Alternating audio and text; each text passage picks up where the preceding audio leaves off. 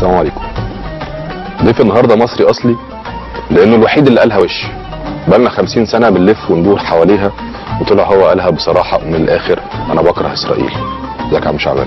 صباح الفل يا استاذ. منورني. الله يخليك. هل الجرأة جات لك من فين ساعتها انك طلعت كده؟ الناس كلها بتغني في الوطن العربي وفي مصر وفي الحرب، محدش انا بكره اسرائيل بشكل كده مباشر غيرك. هو انا بكره اسرائيل من زمان، يعني مش من دلوقتي او من ساعه ما انا شفت فلسطين والحاجات دي، او من ساعه ما قلتها. انا بكرهها من زمان، بس هي جت الفرصه ساعه ما قلتها رحت قايلها على طول. اللحظه جات لك فيها جرأة انك تطلع تقول انا هطلع؟ لما شفت بقى واحد طويل كده يضرب عيل صغير بالنار والحاجات دي، فالواحد طلع الناس عايزه تقوله. عم شعبان، هو انت من فين في مصر؟ انا اساسا من الشرقيه، مولود في الشرقيه. الشرقيه دي لو هتعملها محافظه تعمل لها علم رمزه ايه؟ مشجر، علم مشجر. لو اسالك سؤال كلاسيكي، انت عارف عم مصطفى كامل قال: لو لم اكن مصريا لوددت ان اكون مصريا. تمام؟ انت بقى لو لم تكن مصريا لوددت ان تكون ايه؟ وانا عارف انه مصريا، بس يعني قول لي شعب تاني كده انت بتحبه. شعبيا. شعب. تمام. طيب انت عارف احنا هنعمل ايه دلوقتي؟ لا. طيب احنا هنعمل كده يعني كانه اختبار الجنسيه المصريه. هسالك 9 اسئله عن حياتنا في مصر، عن اكل وشرب وكوره وسينما وغنى وكل حاجه. تمام؟ لو جبت 6 درجات من 9 او 6 اسئله صح من 9 هتبقى اصلي مصري، يعني شخص اصله مصري بس مش اكتر من كده. اكتر من 6 تبقى مصري اصلي، يعني عارف كل حاجه وفاهم كل حاجه. ولو اقل من كده؟ اقل من كده هتبقى شعبيا بقى، مش هتبقى شعبيا مصريا. تبقى شعبيا اصليا. طب يلا متفقين؟ توكل على الله. السؤال الاولاني من القاموس، من قاموس كلماتنا اليوميه. ما هو الفرق بين الانتخه والتفخيد؟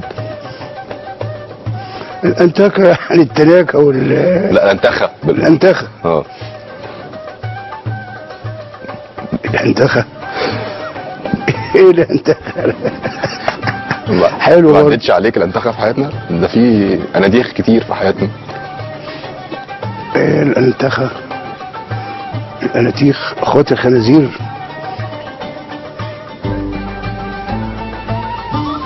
لا. والتفخيد طيب يبقى حد مفخد، يعني بيعمل ايه؟ لا ده وحش دي. لا الاثنين كويسين على فكره، الاثنين مش وحشين يعني فيهم حاجه. لا دي مش عارفها دي. كده 1-0 ليا يعني. تمام. الانتخه هي الكسل، يقول لك ده حد مأنتخ او انتيخ، ده كسول، كسل بس. التفخيد كسل بس فيه رفاهيه، يعني كسل بس فيه حد بيستمتع بحاجه، يعني مفخد قدام تلفزيون، بيشتغل في حاجه واحده. يعني يبقى مفخد او في بيشتغل في التكييف. الضله. بالظبط، مفخد في الضله، مفخد في التكييف، مفخد قدام التلفزيون، فده الفرق بينهم. وصل؟ حلوه دي. تمام. 1-0 ليا. طيب السؤال الثاني في الفوتوغرافيا، في الصور. هعرض لك صوره فيها 2 معروفين جدا وعايزك تقول لي هم مين، بس 2 مصريين اصلي يعني. تمام؟ ماشي. هتشوفهم هنا.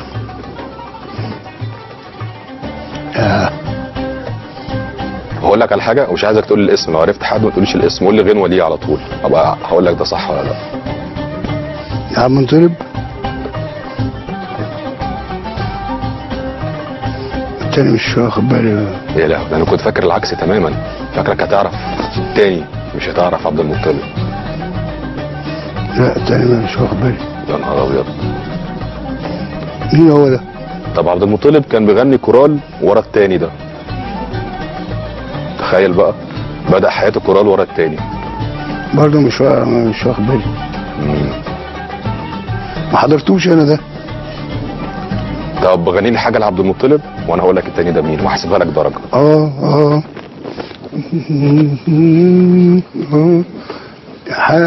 حاسدين الناس مالكم ومال الناس. يا حاسدين الناس مالكم ومال الناس. ده كل قلبي في ألم، ده كل قلبي في ألم، والكل واحد كاس.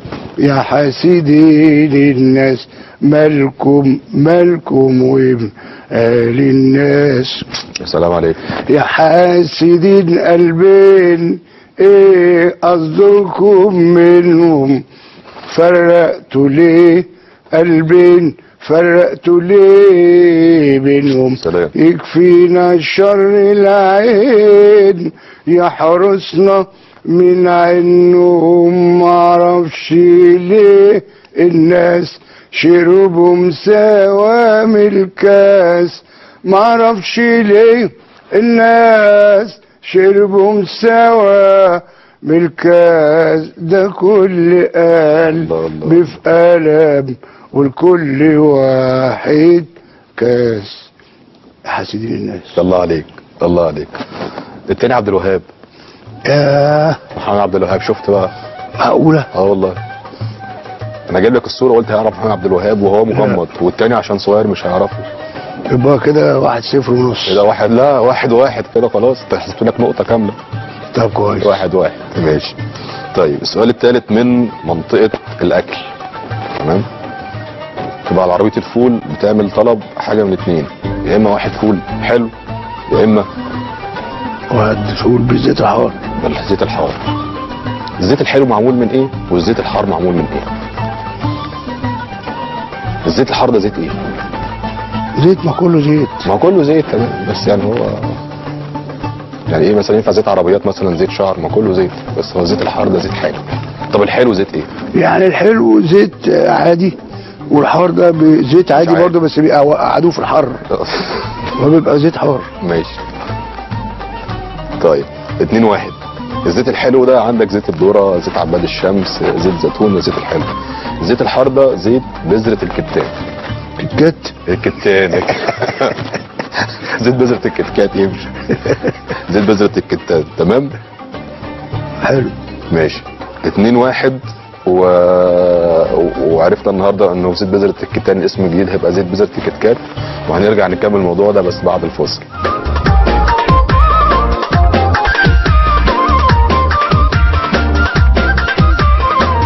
رجعنا عم شعبان ونتيجة 2-1 ليا. والسؤال اللي جاي من منطقة الكورة. انا سألتك قبلها وانت اهلاوي ولا زملكاوي وقلت انك انت مش. انا اهلاوي ولا زملكاوي ماليش في الكورة. طب السؤال اللي جاي في الكورة. طيب زي بعض ماتش اعتزال الخطيب فاكره؟ يعني تشوش. طب يوم اعتزال الخطيب الفانلة بتاعته رقم 10 اهداها ل2 لعيبه عشان يلبسوها من بعده، واحد من الناشئين وواحد من الكبار. هو ده لمين بقى؟ ما انا صح. انا شخصيا ما اعرفش ليه الناس شربوا مساواه من الكاس. بس عارف ده لمين؟ ها؟ اكيد عارف هو ده لمين. اكيد عارف. ده لمين بقى؟ ما مش جايه. ها؟ لا. طيب اداها من الصغيرين من الناشئين لوليد صلاح الدين، ومن الكبار لعلاء ماهر. فلنا واحد على 2. والافيه بقى ان هما الاثنين سابوا الاهلي وراحوا لعبوا في اسكندريه، واحد راح لعب في الاتحاد وواحد راح لعب في الاولمبي. يعني محدش فيهم كمل الاهلي. والفلانه راحت فين؟ الفلانه لا كل واحد خد الفلانه بقى دي اللي طلع بيها من الاهلي يعني. تمام يا عم شعبان. عم شعبان هو انت تعرف دكتوره فرخندة حسن ماسكه ايه في البلد؟ لا. هي رئيسه امينه المجلس القومي للمراه. عايزك تقول لي 4 كلمات مصريه بتعبر عن المبالغه. يعني يقول لك مثلا النهارده كان الامتحان صعب ايه تاني، بس عايز 4 كلمات جداد اللي هم يعني لسه نازلين السوق. لسه نازلين السوق اليومين دول. صعب موت. قول لي 4 زي صعب. يعني ده الامتحان ده كان صعب طحن. شغال. ياه ده كان الامتحان ده صعب قوي. قوي دي معروفه يعني. ده قوي دي قبل موت. ياه ده عم ده كان الامتحان ده صعب نيله. دي تأليفك انت دي؟ ها ليه ما لا دي على الهوا دلوقتي دي. لا ماشي. ممكن طحن ونيله. ماشي. واحد برضو طالع قرفان يقولها. تمام. فاضل لك 2. يقول لك صعب كائن خرافي. لا خلاص كده حلو.